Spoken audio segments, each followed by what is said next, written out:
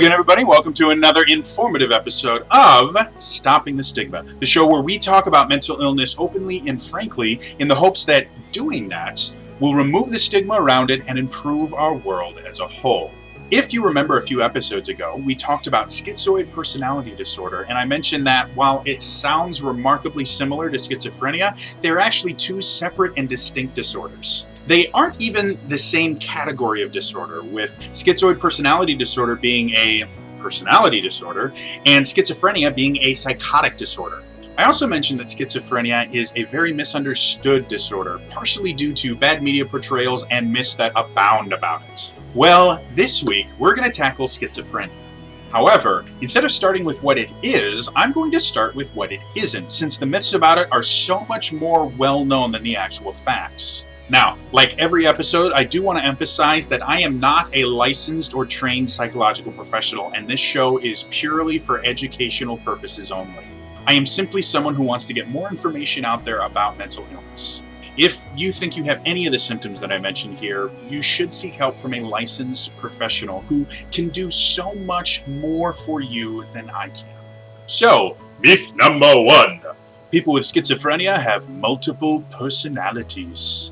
Roses are red, violets are blue. I'm schizophrenic, and so am I! This is a common joke made at the expense of people who suffer from schizophrenia, and it actually describes pretty well what a lot of people think schizophrenia is. PsychologyToday.com actually references a survey done by the National Alliance on Mental Illness that found that, quote, 64% of the population is unable to recognize the symptoms associated with schizophrenia and instead simply believe that people with the disorder have split or multiple personalities.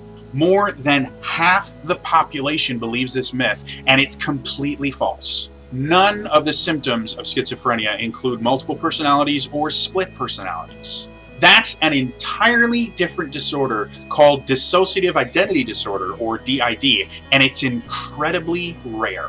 Schizophrenia, on the other hand, is much more common and affects roughly around 1% of the population, according to Northeast Ohio Medical University's webpage, neomed.edu. While the symptoms vary between people who are affected by it, sometimes including delusions, paranoia, and/or hallucinations, none of the symptoms involve fragmentation of a person's personality. So where does the myth come from? Again, media portrayals and jokes like the one that I just referenced help spread the myth, but a lot of people think it actually comes from the root word schizo, which is Greek and means to split, and phren, which is also Greek and means mind, heart, or diaphragm. Put them together and it sounds like you are splitting your mind. However, again, according to neomed.edu, the split in schizo is actually in reference to a split from reality, which is characteristics of psychotic disorders and psychosis in general. Myth number 2. Schizophrenia makes people dangerous. We've talked about this myth before, but its link to schizophrenia is astounding to say the least. A lot of people assume that mental disorders, specifically schizophrenia, make people dangerous to themselves and to others. Every time a mass shooting occurs, the mental health of the shooter is mentioned in news reports quickly. Movies in particular tend to perpetuate this myth over and over again, despite scientific evidence contradicting this coming out repeatedly.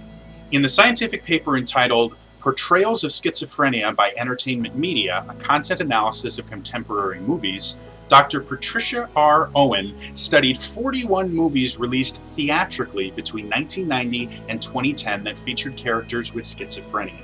In her study, she found that 83% of those characters, quote, displayed dangerous or violent behaviors towards others, and 31% of those violent characters, quote, engaged in homicidal behavior.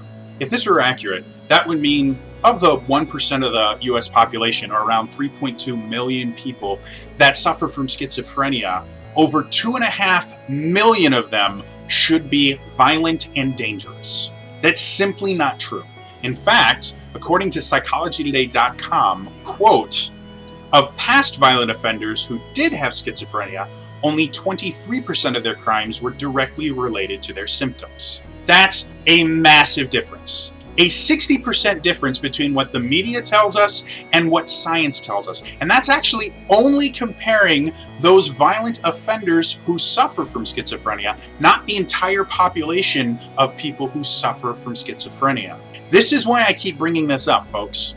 Disconnects with reality like that are dangerous, and they put the lives of people who suffer from schizophrenia in jeopardy. Now, the myths about schizophrenia are many, but those are definitely the two most well-known. So that's going to be all for me today.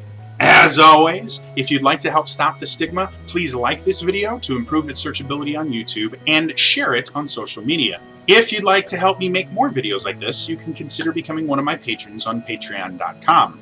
Links for that are in the description below. I always like to emphasize, though, that this is entirely voluntary, and a lack of patrons will never prevent me from creating content.